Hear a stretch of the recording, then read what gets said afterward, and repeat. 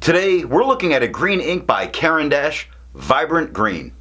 Hi, I'm Adam, and I'm an ink guy. I get inks, test them, and share the results with you. And if you like videos like that, I would invite you to subscribe. You can also follow me on Instagram, and there's timestamps down below so that if you are in a hurry, you can skip around. But if you got the time, I'd appreciate you checking out the entire video.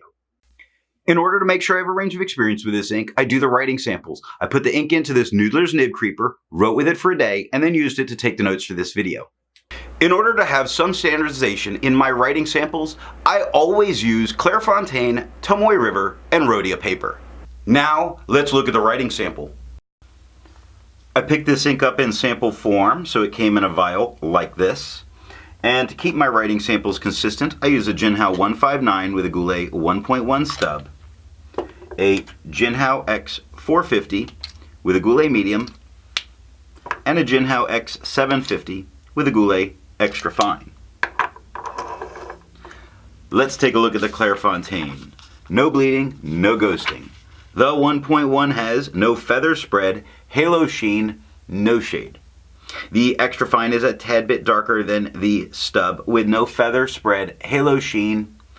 It offers some shading that's very hard to see. It's really only a couple lighter spots, like you see the O is a little bit lighter, the Y is a little bit lighter, the bottom of the F in Fox, but not too much really. 5 seconds to dry.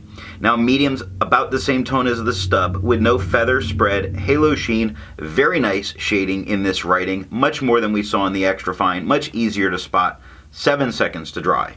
Scrubby of the extra fine shows no color variation. We barely got any there. The medium shows some, and we do get some there. Tomoe River. No bleeding. Normal Tomoe River ghosting. The 1.1 has no feather spread, halo sheen, and no shade. The extra fine is lighter than the stub with no feather spread, halo sheen, no shade, 9 seconds to dry. Medium is a tad bit darker than the extra fine, just a little bit lighter than the stub, with no feather spread, halo sheen, or shade, and 14 seconds to dry. Now the scrubby for both is actually showing a little color variation left to right, although it's not really coming through in the writing. And Rhodia, with no bleeding, no ghosting. The 1.1 has no feather spread, halo sheen. It has spots that are a little bit darker, so it's got a peppering of shading throughout. The extra fine is a tad bit lighter than the stub with no feather spread, halo sheen, again a light peppering of shading in a couple of spots, 4 seconds to dry. Medium is about the same tone as the extra fine with no feather spread, halo sheen. The shading comes through a little bit better here, okay? 8 seconds to dry. The scrubby of the extra fine does show some color variation left to right, so does the medium, and we do get that light peppering in the writing. I agree with Vita that I've learned a lot by doing multiple chromatographies. The one on the left is done the way it's supposed to be done. I put a line of ink down and immediately put it into water for 10 to 15 seconds.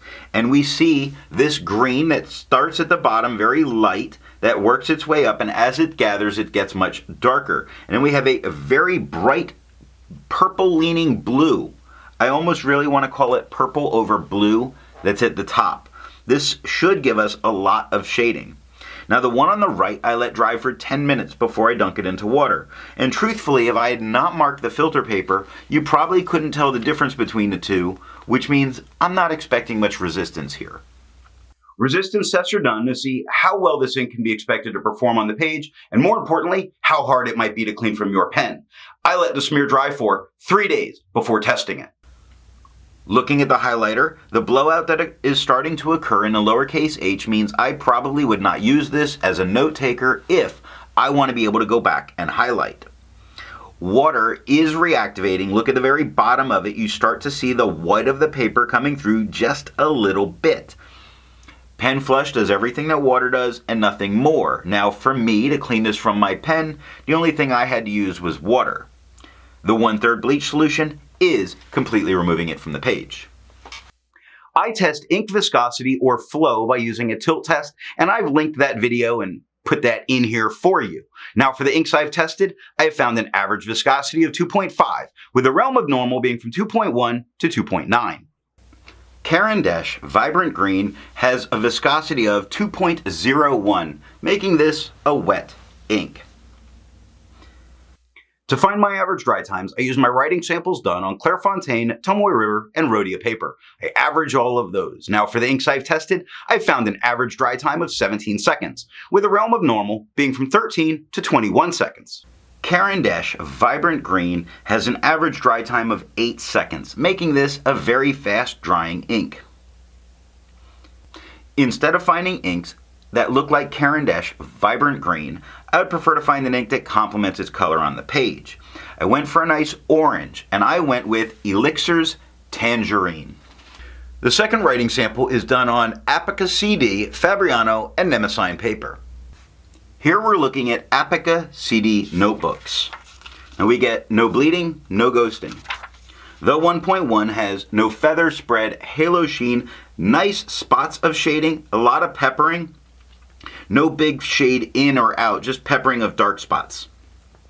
The extra fine is about the same tone as the stub with no feather spread, halo sheen, very nice peppering of shading throughout this writing, 3 seconds to dry. Medium is about the same tone as the extra fine and the stub with no feather spread, halo sheen. There's a bit more shading even here than there was in the extra fine. This has been our nicest shading so far, 7 seconds to dry. The scrubby for both shows good color variation, and we are getting it in the writing. Fabriano Echo Qua. No bleeding, no ghosting. The 1.1 has no feather spread, halo sheen, peppering of dark spots throughout. The extra fine is the same tone as the stub with no feather spread, halo sheen, still a nice peppering of dark spots in the writing, 3 seconds to dry. Medium is the same tone as the extra fine and the stub with no feather spread, halo sheen, very nice peppering of shade all the way through in this writing, 4 seconds to dry. Scrubby of the extra fine shows good color variation, and that's the peppering we're seeing. The medium doesn't show so much, but it shows better in the writing. And Nemesine notebooks with no bleeding, no ghosting. The 1.1 has no feather spread, halo sheen, nice peppering of dark spots. The extra fine is the same tone as the stub with no feather spread, halo sheen, light peppering of shading in the writing, 3 seconds to dry. Medium is the same tone as the extra fine and the stub with no feather spread, halo sheen, much more shading going on here than we've seen in a lot of the other writing with 5 seconds to dry. Now the extra fine shows a lot of color variation, although we didn't get as much of it up here. The medium doesn't show as much, as drastic, but it shows much better in the medium. And that's all that I have for writing samples. So what do I think of Caran Vibrant Green? If I had to choose between this and Delicate Green, I would choose this one every time. It's a bit darker, a bit nicer to look at on the page. It shades pretty decent, and it looks good all the time. What nib and pen are going to give the best writing experience with this ink? While I think it looks good all the time, a gusher of a pen is going to drown out the shading that it has, which is a real loss here. I found that a medium flow broad nib really made an amazing tone with great shading. If you've made it this far, and according to my analytics, 50% of you aren't, and you enjoyed it, give me a thumbs up. If you are not subscribed, I would invite you to subscribe, and thanks for watching.